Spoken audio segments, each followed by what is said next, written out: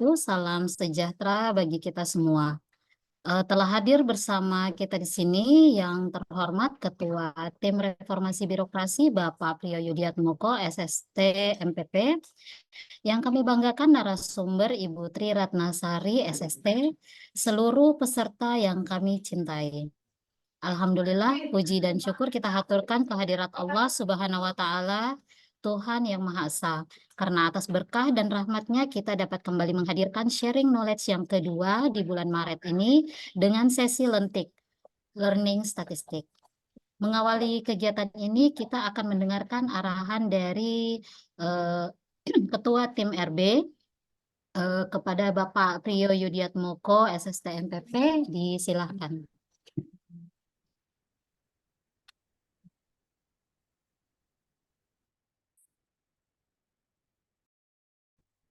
Baik, Mbak Sumarni, apakah suara saya terdengar dengan jelas? Terdengar, Pak? Ya.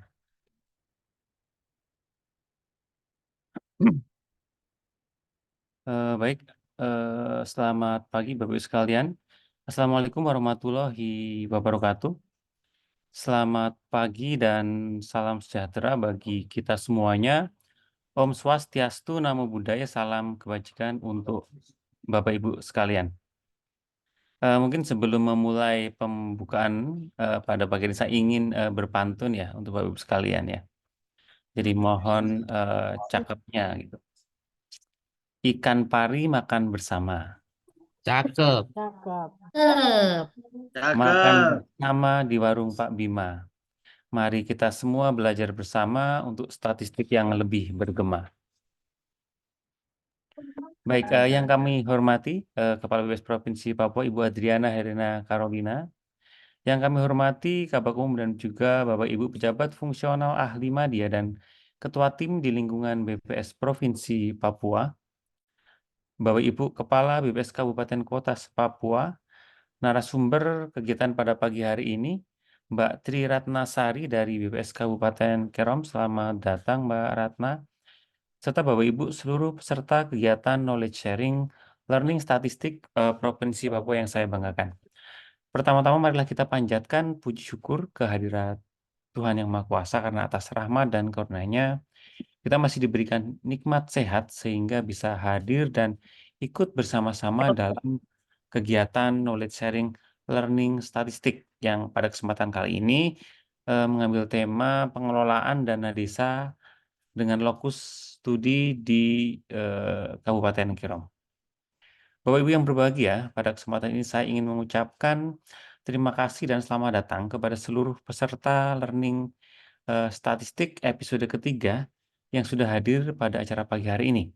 Saya juga mengucapkan selamat datang kembali kepada narasumber kita Mbak Tri Ratnasari yang pagi hari ini akan berbagi bersama mengenai topik yang sangat menarik. Dan seperti diketahui bahwa Mbak Ratna ini baru menyelesaikan studi masternya pada program akuntansi di Universitas di Ponegoro di Semarang. Bapak Ibu sekalian, kegiatan ini merupakan bagian dari upaya Pusat Pendidikan dan Pelatihan BPS Pusdiklat gitu ya, untuk memastikan bahwa semua pegawai yang telah menyelesaikan tugas belajar dapat saling berbagi pengalaman sebelum kembali ke tempat tugasnya masing-masing, dan ini merupakan hal yang positif karena tentunya dapat meningkatkan pemahaman kita mengenai isu-isu terbaru ya yang dapat kita bahas dalam konteks akademis. Dan tema yang diangkat kali ini tentunya cukup menarik karena bertujuan untuk membahas salah satu aspek yang krusial dalam pemberdayaan masyarakat, yaitu pengelolaan dana desa. Pengelolaan dana memiliki peran sentral dalam mendukung pembangunan kesejahteraan masyarakat dan tentunya peningkatan infrastruktur di tingkat desa. Bapak Ibu sekalian, di tengah perubahan dan perkembangan yang terus berlangsung saat ini, keberlanjutan dan kredibilitas suatu lembaga atau pengelolaan dana desa sangat terkait erat dengan konsep akuntabilitas. Dan akuntabilitas ini menjadi fondasi utama dalam menjaga kepercayaan masyarakat. Dan melalui kegiatan ini nanti Mbak Ratna tentunya akan membawa kita semua menjelajahi dan menganalisis berbagai faktor yang dapat mempengaruhi tingkat akuntabilitas dalam pengelolaan dana desa yang pada akhirnya akan memberikan wawasan dan pandangan baru serta memberikan kontribusi positif dalam upaya meningkatkan akuntabilitas pengelolaan dana desa. Bapak Ibu yang berbahagia, selanjutnya acara ini diharapkan menjadi forum berharga untuk kita saling bertukar ide, bertukar pengalaman dan juga solusi terkait dengan tema pagi ini, gitu ya. Dan melalui diskusi yang nanti yang terbentuk, kita berharap bahwa ini dapat memberikan kita pemahaman yang lebih mendalam tentang apa saja yang mempengaruhi akuntabilitas pengelolaan dana desa. Dan Bapak Ibu sekalian, akhirnya tanpa berlama-lama mungkin saya ucapkan terima kasih kepada tim yang telah menyiapkan dan kepada seluruh peserta yang telah meluangkan waktu untuk hadir, dan sekali lagi terima kasih atas partisipasi dan kontribusi semua dalam acara yang sangat berarti. Selamat mengikuti diskusi dan mari kita bersama-sama menciptakan solusi yang bermanfaat bagi masyarakat yang membutuhkan. Terima kasih. Wassalamualaikum warahmatullahi wabarakatuh. Saya kembalikan ke Mbak Sumarni, silakan Mbak. Terima kasih Bapak untuk arahannya.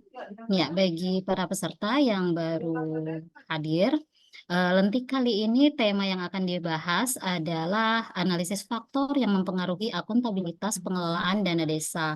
Studi kasusnya ada pada distrik Skanto, Arso, Arso Barat, dan Manem dari Kabupaten Kerom, yang akan disampaikan oleh Ibu Tri Ratnasari yang baru saja menyelesaikan tugas belajar pada program studi akuntansi Undip Universitas Diponegoro.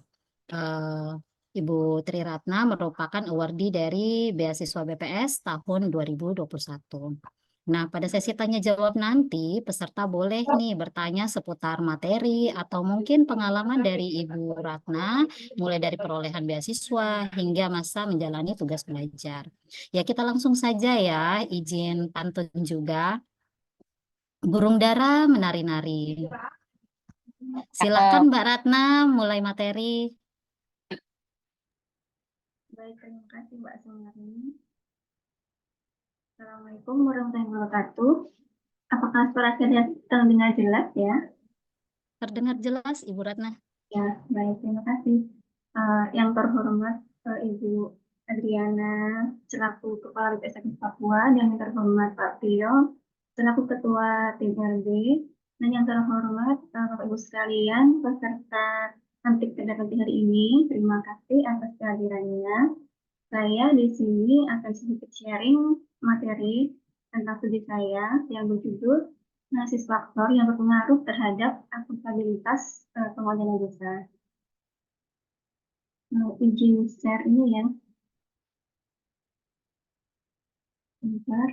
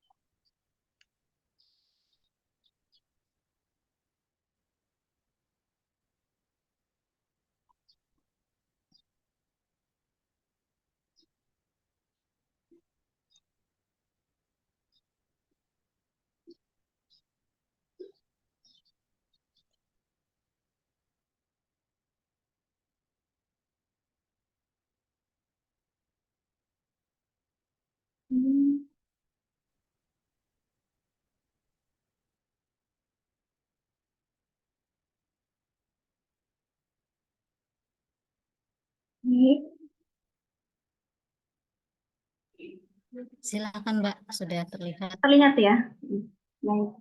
Ini untuk latar belakang dari penelitian ini, yaitu dari data yang didapatkan dari Indra tahun 2022 bahwa jumlah dana desa yang telah dikeluarkan oleh pemerintah pada tahun 2015 hingga tahun 2022 ini mencapai 468 triliun. Ini tertinggi secara sejarah. Namun, fakta ini menunjukkan bahwa pertanggungjawaban dan pelaporan mengenai dana desa ini di kepala desa di Indonesia masih ditemukan penyimpangan. Dan pada sepanjang tahun 2019 ini terjadi kasus penyelewengan dana desa di Kabupaten Merauke, Asmat, Jayapura, Nadia, dan Tirom yang mengakibatkan kerugian negara hingga 4,2 miliar rupiah. Nah, kemudian lebih spesifik lagi, penelitian oleh BAO tahun 2019 ini menyimpulkan bahwa pemerintah desa di Kabupaten Kerong ini menghadapi kondisi rata-rata pendidikan abstrak desa yang masih rendah, dan laporan pertanggungjawaban dana desa ini belum sesuai dengan standar, sehingga dapat dengan mudah terjadi manipulasi. Kemudian, akuntabilitas ini harus dimiliki oleh pemerintah desa sebagai bentuk pertanggungjawaban kepada masyarakat. Dan beberapa faktor yang mempengaruhi akuntabilitas pengelolaan desa itu diantaranya yang pertama kompetensi aparatur desa, yang kedua sistem pengendalian internal, dan ketiga stabilitas, dan keempat pimpinan, di mana masih terdapat inkonsistensi hasil penelitian terdahulu mengenai variabel ini. Sehingga tujuan dari penelitian ini yang pertama itu untuk menganalisis pengaruh kompetensi aparatur desa terhadap akuntabilitas pengelolaan desa. Yang kedua, menganalisis pengaruh sistem pengendalian internal terhadap akuntabilitas pengelolaan desa. Kemudian yang ketiga, menganalisis pengaruh sistem integritas terhadap akuntabilitas pengelolaan desa. Dan yang keempat, menganalisis pengaruh kepemimpinan terhadap akuntabilitas pengelolaan desa. Kemudian, teori yang digunakan dalam penelitian ini menggunakan teori stewardship. Menurut Donaldson dan Davis ini, teori ini menggambarkan bahwa tidak ada situasi manajemen yang termotivasi untuk tujuan individu, tetapi lebih terfokus pada tujuan kepentingan organisasi. Teori itu menjelaskan bahwa pemerintah desa ini bertindak sebagai steward dan memprioritaskan kebutuhan masyarakat yang disebut dengan prinsipal. Kemudian untuk variabelnya, untuk akuntabilitas ini diambil dari Purba et al. Tahun 2020, yaitu kewajiban pemegang amanah untuk mendelegasikan tanggung jawabnya, menyajikan pelaporan dan tindakan yang termasuk tanggung jawabnya kepada pihak pemberi amanah. Kemudian untuk variabel kompetensi ini diambil dari Syariningsi et al. Tahun 2020, yaitu atribut tunggal karyawan yang mendorong seorang meraih kinerja unggul. Kemudian untuk variabel sistem pengendalian internal diambil dari Nur et al. Tahun 2019, yaitu prosedur yang dilakukan seluruh karyawan secara teratur untuk menjamin keamanan yang memadai untuk mencapai tujuan organisasi dengan tindakan yang efisien dan efektif. Kemudian untuk variabel sistem integritas ini diambil dari Alam et al. Tahun 2019, di mana kualitas perilaku atau kualitas organisasi yang menjaminkan kualitas tindakan sesuai dengan nilai moral, norma dan aturan yang diterima oleh organisasi dan anggota organisasi. Dan variabel kepemimpinan ini diambil dari Alam et al. Tahun 2019, merupakan kapasitas untuk mengarahkan kelompok menuju hasil yang diinginkan. Selanjutnya untuk kerangka penelitiannya dan posisinya sebagai berikut ini, misalnya di gambar ya kerangka penelitiannya. Kemudian hipotesis salah satunya, kompetensi aparatur desa ini berpengaruh positif terhadap akuntabilitas pengelolaan desa. Kemudian kedua-duanya, sistem pengendalian internal berpengaruh positif terhadap akuntabilitas pengelolaan desa. Ketiganya, sistem integritas berpengaruh positif terhadap akuntabilitas pengelolaan desa. Dan keempatnya, pembimbingan berpengaruh positif terhadap akuntabilitas pengelolaan desa. Untuk metode penelitiannya, desain penelitian ini dia menggunakan penelitian kuantitatif dengan musim data primer. Sampelnya terdiri dari 120 responden dari 40 desa di Kabupaten Kerong. Kemudian kontrol datanya ini, pengambilan sampelnya menggunakan purposive sampling, yaitu dipilih kepala desa, sekretaris, dan bendahara desa. Kemudian kuesioner ini diberikan secara langsung kepada petugas desanya. Teknik analisisnya menggunakan regresi linear berganda. Untuk pengukuran variabel ini, untuk akuntabilitasnya, dia mengambil dari Purba et al. Tahun 2020, di mana terdiri dari 4 dimensi, yaitu penjelasan hukum, proses, program kebijakan. Kemudian untuk kompetensinya mengambil dari Purba et al. Tahun 2020, dimensinya pengetahuan, keahlian dan sikap. Dan sistem penilaian internal ini diambil dari Nur et al. Tahun 2019. Dimensinya terdiri dari 6 pengendalian, penilaian risiko, pendidikan pengendalian, informasi dan komunikasi dan teman-teman. Kemudian pengukurannya ini menggunakan skala Likert 5 poin. Poin 1 untuk jawaban sangat tidak setuju, poin 2 untuk jawaban tidak setuju, dan poin 3 untuk netral, poin 4 untuk jawaban setuju, dan poin 5 untuk jawaban sangat setuju. Kemudian untuk variabel sistem integritas, ini diambil dari Anak et al. Tahun 2019, dia terdiri dari 12 item pertanyaan, dan kepemimpinan ini diambil dari Anak et al. Juga tahun 2019, yang terdiri dari 13 item pertanyaan. Pengukurannya sama, skala Likert 5 poin.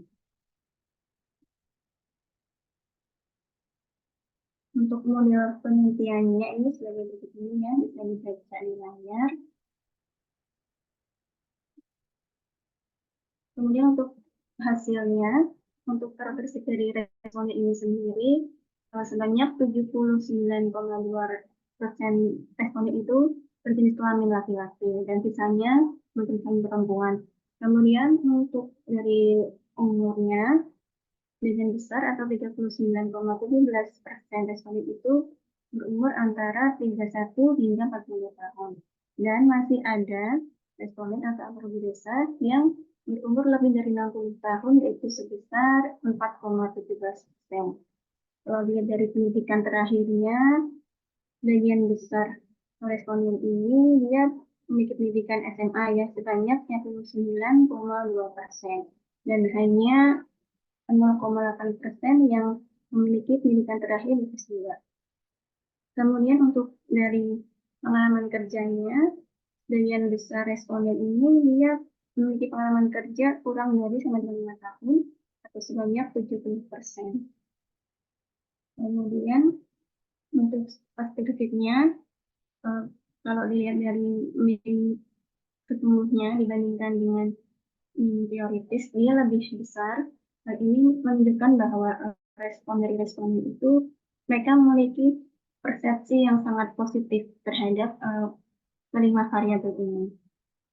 Dan nilai standar deviasi yang cenderung kecil ini menunjukkan bahwa kisaran data cenderung homogen.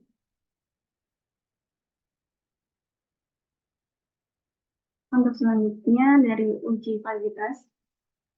Untuk uji validitas ini tujuannya adalah untuk mengetahui apakah item-item pertanyaan dalam kuesioner itu dia bisa mengukur variabel.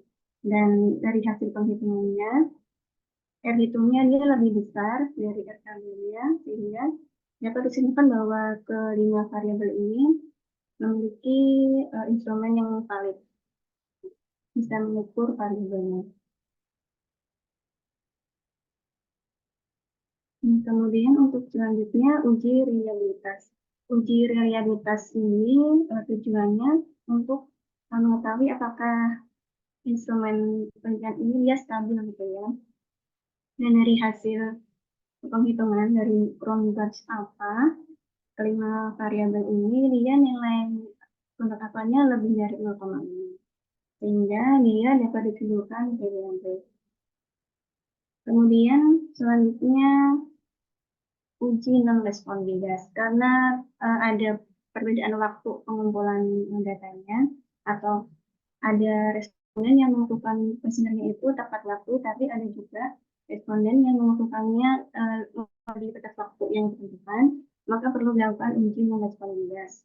Nah, dari hasilnya penghitungannya ini, untuk kelima variabel di sini, dari hasilnya nilai signifikannya dia lebih dari 0,05, yang dapat disimpulkan bahwa tidak ada perbedaan rata-rata antara jawaban responden yang mengumpulkan kuesioner tepat waktu dengan yang terlambat. Jadi bisa dipakai semua datanya. Nah, selanjutnya ini ada uji normalitas. Ini menggunakan Kolmogorov-Smirnov dengan hasil nilai signifikansinya 0,2, lebih dari 0,5, maka dapat disimpulkan bahwa datanya ini berprediksi normal. Kemudian untuk selanjutnya ini uji heteroskedasitas. Dari keempat variabel tersebut nilai signifikansinya lebih dari 0,05, maka dapat disimpulkan bahwa tidak ada masalah heterogenitas. Kemudian selanjutnya uji multipolaritas ini dilihat dari nilai FIF-nya. Untuk keempat variabelnya ini nilainya kurang dari 10, maka dapat disimpulkan bahwa keempat variabel ini dia bebas dari masalah multipolaritas. Kemudian ini uji F, ini untuk mengetahui apakah keempat variabel tadi itu yang kompetensi FI dan sebagainya itu berpengaruh secara simultan terhadap variabel akuntabilitas. Nah, dari hasil signifikansinya 0,00 berarti dia signifikan ya. Dapat disimpulkan bahwa keempat variabel tadi secara simultan dia berpengaruh signifikan gitu. Kemudian untuk selanjutnya uji T, ini uji T-nya bertujuan untuk secara parsial atau sendiri-sendiri, apakah variabel independennya tadi berpengaruh secara signifikan terhadap variabel independennya.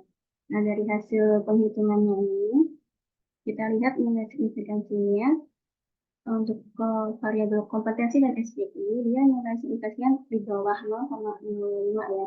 Jadi, kedua variabel itu dia berpengaruh signifikan. Nah, sedangkan untuk sistem integritas dan kepemimpinan, dia nilai signifikansinya itu di atas 0,05 ya. Berarti dapat disimpulkan bahwa variabel integritas dan kepemimpinan itu secara parsial tidak berpengaruh signifikan terhadap akuntabilitas. Nah, kemudian dari nilai adjusted R-square ya, dia kan 0,607. Artinya di sini variabel tadi yang kompetensi, SPI, kemudian integritas dan kepemimpinan itu dia bisa menjelaskan 60,7% modelnya. Sedangkan 30% lebih banyak itu dipengaruhi oleh variabel lain yang tidak tercakup dalam penelitian ini.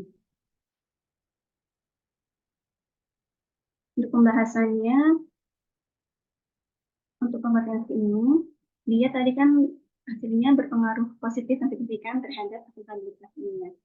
Maka semakin tinggi kompetensi para pedesa, semakin tinggi pula akuntabilitas pengelola desa. Nah, ini juga penelitiannya sama dengan penelitian terdahulu, hasilnya sama, yaitu Valida Manabulu, Ainda Setianingsih, dan juga Evan dan sebagainya. Kemudian untuk sistem pengendalian internal ini tadi berpengaruh positif dan signifikan. Maka semakin efektif sistem pengendalian internal yang diterapkan oleh para pengelola atau desa, maka akuntabilitas dapat tercapai. Nah, studi ini juga sama hasilnya dengan penelitian yang terdahulu yang dilakukan oleh isinya et al, kemudian et al, dan sebagainya.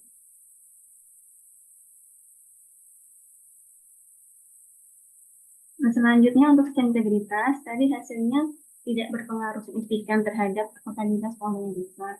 Hal ini disebabkan karena dalam kuesioner itu ada banyak jawaban tidak setuju maupun netral dari responden terhadap pertanyaan tentang sistem integritas. Ini menunjukkan bahwa mereka sendiri para akad itu tidak yakin bahwa sistem integritas itu diterapkan secara konsisten dan berdampak bagi pemerintahan di desa. Nah, ternyata hasil dari tidak signifikan ini juga sama dengan penelitian yang terdahulu yang dilakukan oleh Sumadi et al, IPL, dan Alianti et al. Kemudian untuk kepemimpinan ini tadi kan tidak berpengaruh signifikan ya. Dan sama juga dalam kuesioner itu dia ada banyak jawaban yang tidak setuju dan maupun netral. Ini mencerminkan bahwa para aparat pun juga jika cenderung kayaknya peran kepemimpinan itu tidak pasti dan tidak jelas gitu. Dan temuan ini sama dengan temuan yang dilakukan terdahulu juga yang dilakukan oleh Ayam dan Fitri-Ningsih, kemudian Pitaloka et al. Dan Harian et al. Dapat disimpulkan dari penelitian ini bahwa kompetensi berpengaruh positif dan signifikan terhadap akuntabilitas pengelolaan desa. Kemudian sistem pengendalian internal berpengaruh positif dan signifikan terhadap akuntabilitas desa, dan sedangkan sistem integritas dan kepemimpinan dia tidak signifikan. Dan saran dari penelitian ini adalah meningkatkan kompetensi aparatur desa melalui pendidikan, pelatihan, dan pengembangan sumber daya manusia. Kemudian untuk memperkuat sistem pengendalian internal di desa. Namun sistem integritas dan kenal ini kan tidak dipengaruhi dalam pengelolaan. Tapi tidak apa nilai sifat negatif ini dan kemungkinan ini tetaplah nilai-nilai yang krusial yang dapat menciptakan pengelolaan dana desa yang lebih akuntabel. Mungkin yang dari saya.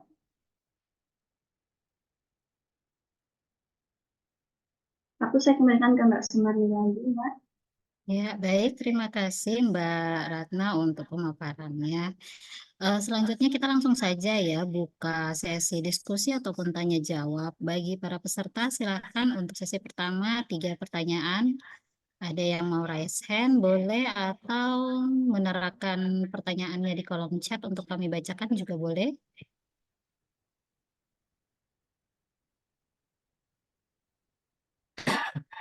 Baik, ada Mbak Dia. Silakan Mbak Dia.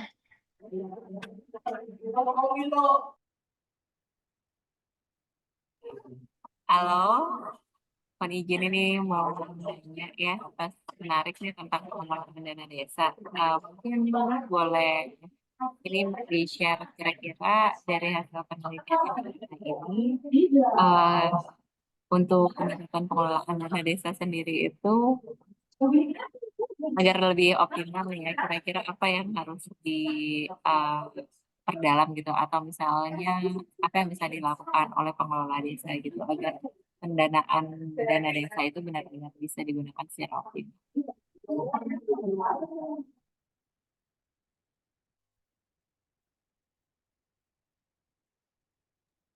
Baik, pertanyaannya Mbak Dia kita tampung dulu. Ada pertanyaan yang lain, Bapak Ibu? Sambil menunggu, kita persilakan Mbak Tri Ratnasari untuk menjawab pertanyaan dari Mbak Dia. Jadi supaya dana desa bisa lebih optimal ini apa yang bisa dilakukan ya, khususnya juga bagi para aparat desanya. Silakan Mbak Ratna. Baik, Mbak. Terima kasih pertanyaan dari Mbak Dia tadi ya. Apa yang bisa kita lakukan dalam pengelolaan dana desa biar lebih optimal gitu ya. Dari hasil penelitian saya tadi kan yang signifikan sekali itu kan variabel kompetensi dan SPI, hubungan internal. Maka kalau dilihat dari penelitian lain juga, itu tadi ada Brown tahun 2019 itu dia menemukan bahwa kompetensi aparat bisa di Kerom ya terutama yang sangat penyelesaian di Kerom itu dia masih rendah kualitasnya. Nah, ini tugasnya pemerintah kabupaten ini adalah memberikan ini Mbak, apa kayak pelatihan gitu supaya bagaimana cara mengelola desa ini biar tepat sasaran, lebih optimal gitu. Bagaimana cara membuat kayak laporannya seperti apa dan butuh memang dan peran pendamping itu memang sangat penting juga. Dulu ada itu ya pendamping itu sangat berperan penting sekali dalam mengawasi dana desanya. Tapi kalau sekarang saya kurang tahu apakah masih ada pendamping atau enggak ya. Kalau dulu masih ada, mungkin itu perlu ini ya digalakkan lagi nanti. Mungkin itu dan selain itu juga karena tadi hasil penelitian saya variabel sistem internal juga berperan penting, maka dari aparatnya sendiri ya harus ini memperkuat sistem pemerintahan dalam internal mereka sendiri gitu. Jadi tidak ada lagi dana desa dikorupsi, dana desa dibuat bukan peruntukannya, jadi dalam pengelolaannya bisa lebih optimal. Mungkin dari saya itu Mbak. Baik, bagaimana Mbak Dia? Sudah cukup? Ini ada jadi kepikiran lagi Mbak. Jadi kalau misal ini kan hasil penelitian ini sangat menarik ya, dan kita sebagai instansi statistik ini kan sebenarnya tidak punya hubungan langsung ya dengan masalah pengelolaan dana desa itu. Saya hanya curious saja sih, apakah hasil penelitian Mbak Ratna ini pernah di-share gitu, khususnya kepada para pengelola dana desa di wilayah Kerom, karena kan sangat bermanfaat banget ya ketika mereka tahu aspek mana yang kurang dan apa yang harus mereka perbaiki gitu agar pengelolaan dana desanya lebih baik ke depan. Sampai saat ini belum Mbak. Sampai saat ini belum ada di-share ya ke mereka juga. Tapi pas waktu saya menyelesaikan kuesioner itu saya ada catatan ya, apakah Anda tertarik dengan hasil penelitian ini gitu kan. Jika iya, tinggalkan nomor handphone Anda. Tapi ya kayaknya cuma sedikit yang minta nomor handphone gitu ya. Dan saya sendiri juga setelah kembali ini belum ada waktu lagi buat apa sih berhubungan lagi dengan aparat kampung gitu Mbak. Gitu. Iya Mbak, menurutku ini sangat bagus banget. Jadi mungkin kalau boleh saran, nanti BPS Kerom gitu mungkin bisa mengadakan satu event dan mungkin salah satunya bisa merupakan sharing knowledge ya terkait bagaimana pengelolaan dana desa yang lebih optimal ya. Itu bisa jadi salah satu program yang cukup keren juga gitu kalau misalnya BPS Kerom bisa melakukan hal tersebut. Artinya kan kita punya kontribusi gitu bagi pembangunan daerah. Keren.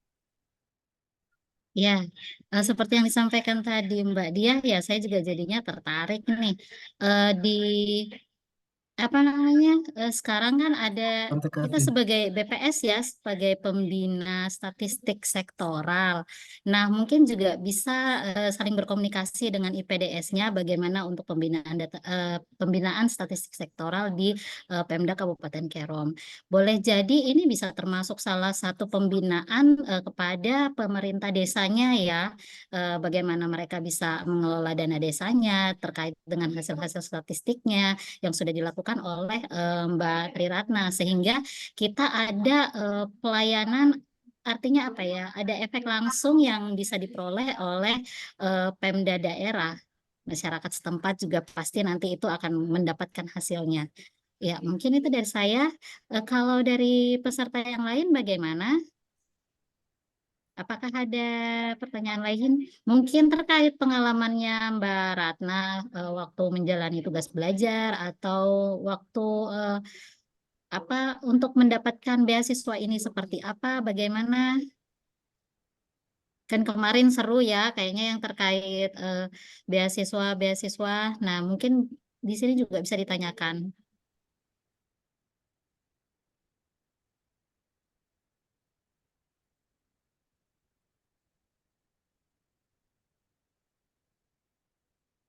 Baik, ada Cece. Ini minta maaf, ini siapa ya? Saya. Oh, Bapak. Silakan, Bapak. Iya, makasih Mbak Marni. Sebelumnya makasih Mbak Ratna ya, cukup menarik untuk hasil penelitiannya dan saya juga setuju dan sepakat ya.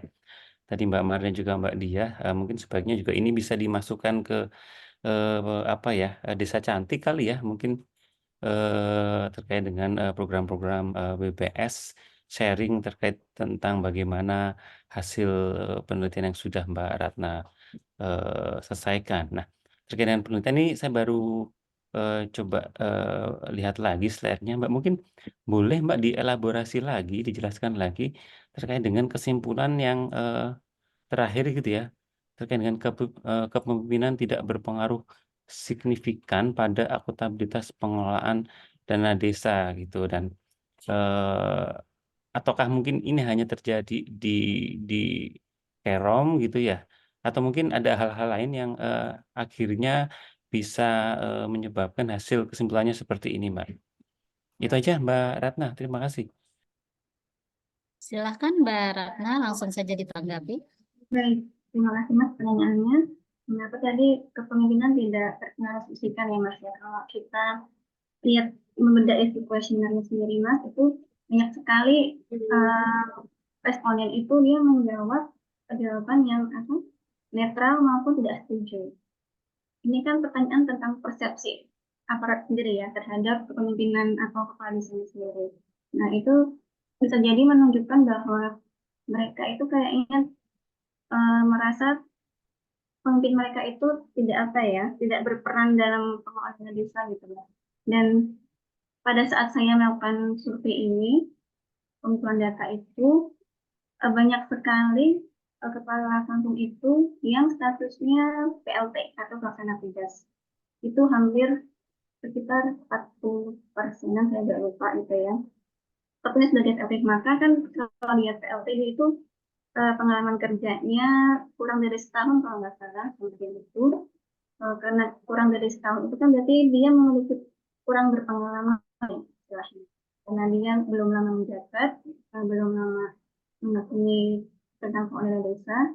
Dengan pengalaman yang minim itu juga bisa jadi berpengaruh terhadap ini pengelolaan desa, karena dia punya pengalaman, karena minimnya pengalaman juga terbatasnya pemahamannya bagaimana cara mengelola desa, sehingga berpengaruh terhadap signifikansi pemimpin desa. Mungkin itu jawaban saya, Mas Priyo. Iya, oke. Makasih Mbak Ratna. Mungkin boleh cerita sedikit juga Mbak, untuk kemarin di Semarang gitu, di Undip itu proses perkuliahannya seperti apa, kemudian ini kemarin pakai BPS ya, itu Iya, kapan pendaftarannya gitu ya. Mungkin boleh dijelaskan juga, mungkin ada teman-teman yang juga berminat untuk juga ikut studi akuntansi di Undip juga Mbak. iya baik Mas Priyo. Kalau kemarin ya data-data saja yang maksudnya persyaratannya harus dipenuhi dulu, yang pasti. Kemudian setelah daftar pasti ada juga tes wawancara ya, harus mempersiapkan diri untuk wawancara.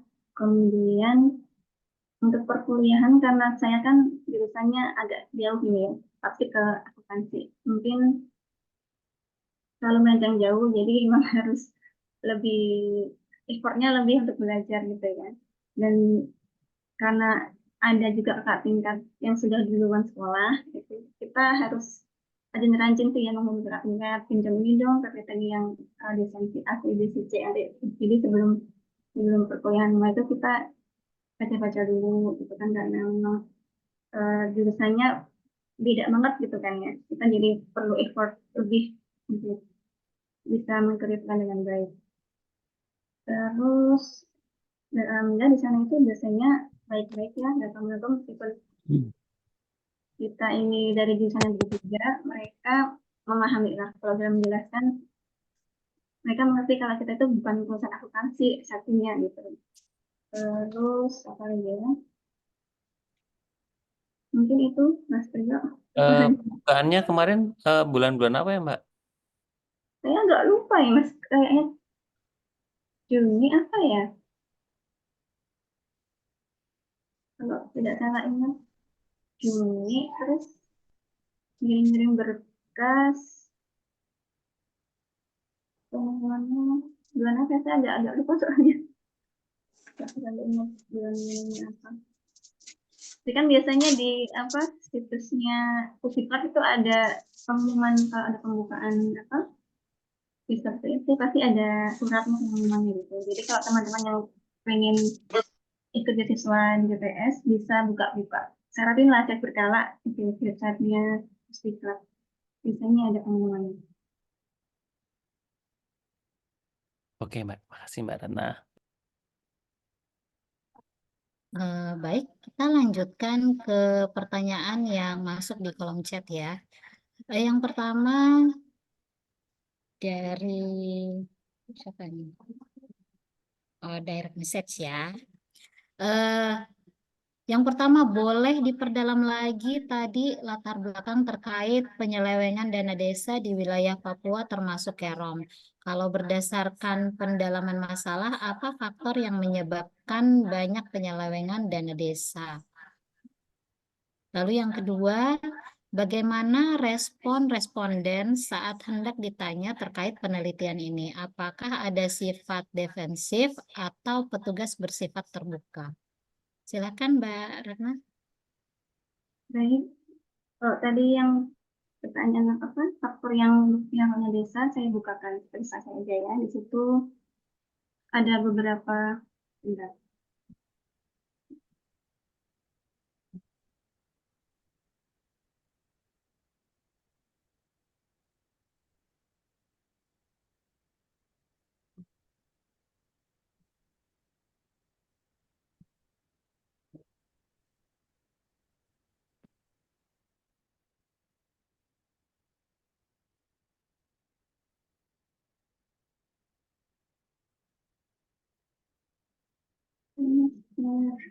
Terus lagi aja ya.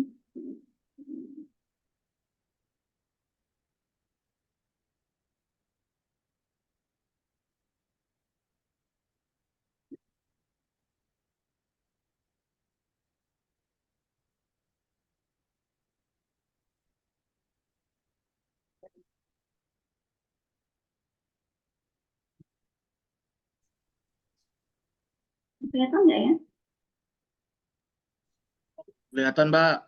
Screen saya. Nah, ini. Tadi kan kalau saya jelaskan di Papua ada ini ya, dia kurang pakai asma Nabila Tiram, rinciannya ini, kemudian faktor-faktornya ini ada dari berkaya diri sendiri, kemudian karena minimnya tadi kompetensi tadi kan, jadi karena dia nggak tahu gimana caranya mengolah, maka dia nggak tahu juga gimana cara pertanggungjawabannya gitu. Kalau untuk Sidurus 2020 ini pengen diterong ya, gitu. Begitu untuk yang pertama. Dan tadi yang kedua respon dari ini ya, respon dari responden saat ditanya, saya nggak sendirian tuh ya, di sini saya waktu memberikan webinar itu saya minta bantuan terus terang dari teman-teman juga yang lain, ada teman-teman juga. Kalau yang saya hadapi itu, ya pertama saya harus menjelaskan dulu saya ke sini tujuan penelitian dan tesis, ada maksud apa-apa gitu. Nah, ada yang welcome, ada juga yang bagaimana nggak welcome gitu kan ya, tapi kita pinter-pinternya kita menjelaskan gitu. Tak tolong lah, istilahnya kita nggak tolong sama mereka untuk mengisi webinar ini. Dan kemarin saya juga kayak memberikan souvenir gitu, souvenir pulpen cantik lah katanya untuk mereka. Siang mereka kan bisa langsung isi gitu kan. Mereka ada yang langsung isi sendiri, ada yang saya tuh tinggal karena mungkin mereka lagi sibuk. Jadi saya tungguin kan ya. Jadi nanti saya minta nomor HP-nya, nanti saya hubungi lagi ya Pak ya kalau udah selesai. Gitu. Mungkin pinter-pinternya pendekatan kita dan kita menjelaskan di sini kita dalam rangka hanya untuk penelitian, bukan nggak ada maksud lainnya gitu, bukan untuk menghakimi atau mencari kesalahan itu enggak gitu. Mungkin begitu.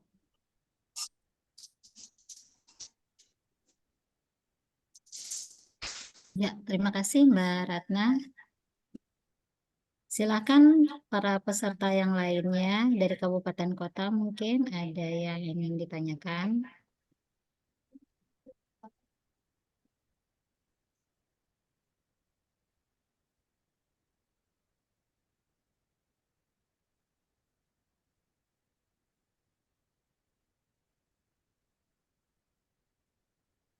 Tidak ada?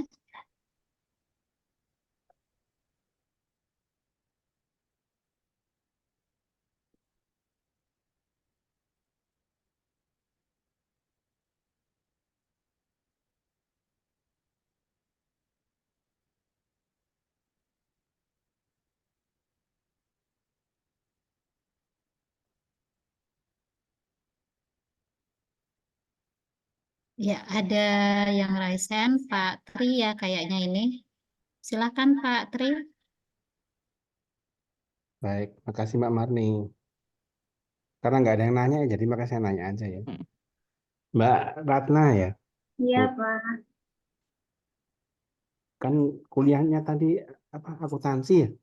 Iya Pak. Ya, tadinya saya kira akan lebih banyak di akuntansinya gitu, maksudnya seperti apa yang dipelajari di sana gitu. Ternyata malah lebih berat ke statistiknya gitu. Maksudnya penelitiannya survei ya, menjelaskan hasil survei gitu ya. Iya Pak. Nah, terus di akhir kesimpulannya tadi, kalau tadi Pak Priya menyoroti tentang tidak begitu berpengaruh ke kepemimpinan, tapi Mbak Mbak Ratna tadi sampaikan yang kedua kalau nggak salah bahwa makin bagus, kurang lebihnya kalau makin bagus SPI ya istilahnya, sistem pengendalian Iya. internal gitu kalau nggak salah. Makin bagus SPI-nya maka tingkat pengelolaan dana desa semakin baik gitu ya. Tadinya saya berharap ada penjelasan di situ lebih lanjut gitu, maksudnya SPI-nya itu seperti apa gitu. Nah, apakah ini yang SPI yang rumit-rumit gimana atau pengawas internalnya rumit yang seperti apa gitu, misalnya ada inspektoratnya atau ada apanya gitu. Mungkin minta tolong dijelaskan lebih lanjut SPI yang dimaksud ini seperti apa gitu maksudnya. Atau ini ada ini jawaban responden yang menurut pemikiran masing-masing gitu. SPI-nya tidak dijelaskan secara lebih lanjut gitu maksudnya. Kalau untuk di kuesioner itu Pak, saya tadi kan menggunakan ini yang sering lagi.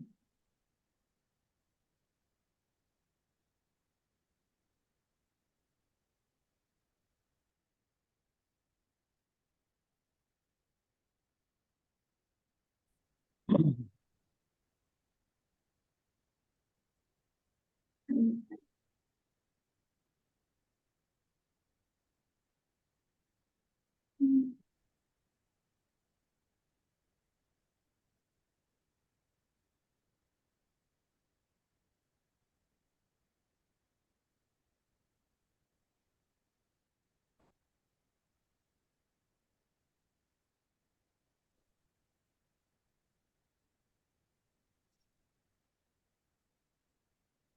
Belum kelihatan ya? Ensyong, Mbak. Gelap, Mbak, gelap.